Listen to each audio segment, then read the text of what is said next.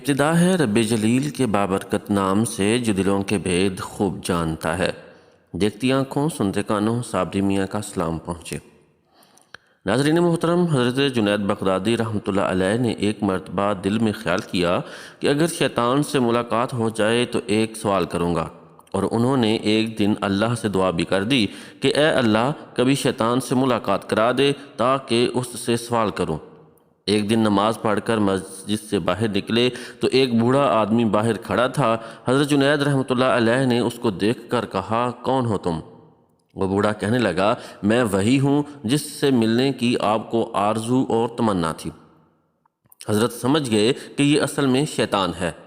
شیطان نے کہا کہ آپ مجھ سے کیوں ملنا چاہتے تھے؟ حضرت جنید رحمۃ اللہ علیہ نے کہا کہ میرے ذہن میں تیرے متعلق ایک سوال ہے۔ سوال یہ ہے کہ جب اللہ تعالیٰ نے تجھے حضرت آدم علیہ السلام کو سجدہ کرنے کا حکم دیا تو میری سمجھ میں نہیں آتا کہ آخر تجھے کس چیز نے اللہ کے حکم کی تعمیل سے منع کیا؟ کیوں تو نے سجدہ نہیں کیا؟ کیا تو اللہ کی عظمت کو نہیں جانتا تھا؟ ارے تجھے اللہ کی معرفت حاصل تھی، اللہ کی عظمتوں اور جلالتوں سے تو واقف تھا۔ اس قدر اللہ کی قربت رکھنے کے باوجود جب اللہ نے تجھے حکم دیا کہ آدم کو سجدہ کر تو نے آخر کیوں سجدہ نہیں کیا؟ اس پر شیطان کا جواب کیا تھا وہ سننے کے قابل ہے۔ اس کے جواب نے کچھ دیر کے لیے حضرت جنید رحمۃ اللہ علیہ کے ہوش اڑا دیے۔ اس نے کہا کہ جنید، آپ جیسا توحید پرست آدمی اور یہ مشرکانہ سوال؟ آپ جیسا توحید پرست، ایک اللہ کو ماننے والا، ایک اللہ کی پوجا کرنے والا، اور آپ کے ذہن میں ایسا سوال آ رہا ہے جو مشرکانہ ہے؟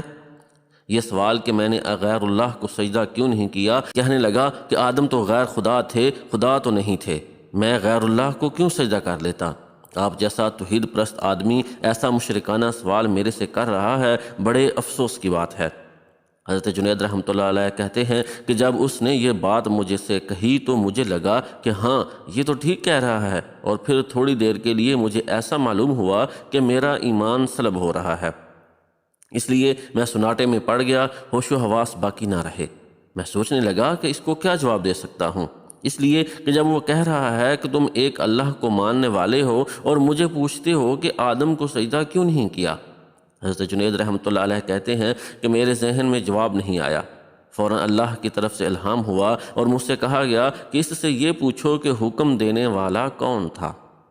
حکم دینے والا جب خود کہہ رہا ہے کہ فلاں چیز کو سجدہ کرو تو توحید اسی کا نام ہے کہ اس کی بات کو مان لیا جائے۔ حضرت جنید رحمۃ اللہ علیہ کہتے ہیں کہ اس الہام کے بعد میرا ایمان برقرار ہوا، ورنہ مجھے تو ایسا معلوم ہوا کہ میرے ایمان میں تزلزل پیدا ہو گیا ہے۔ یہ ہے شیطان کی مکاری اور عیاری، نہ ولیوں کو چھوڑا، نہ غوث و قطب و ابدال کو چھوڑا، نہ انبیاء کرام کو چھوڑا۔ غور کرو کہ شیطان باتوں اور چیزوں کو کس طرح مزین کرتا ہے اور گمراہ کرنے کی کوشش کرتا ہے۔ اس کا ذرا اندازہ اس واقعے سے آپ کر لیجئے، اس لیے کبھی بھی شیطان سے بے فکر نہیں ہونا چاہیے۔ شیطان کی عیاری اور مکاری سے بسا اوقات انسان بے ایمان ہو جاتا ہے، لیکن اسے خبر نہیں رہتی کہ میں بے ایمان ہو گیا ہوں۔ شیطان کفر کو مزین کر دیتا ہے۔ اللہ تعالی ہم سب کو نفس اور شیطان کے ہتھ کنڈوں سے محفوظ رکھے، آمین یا رب العالمین۔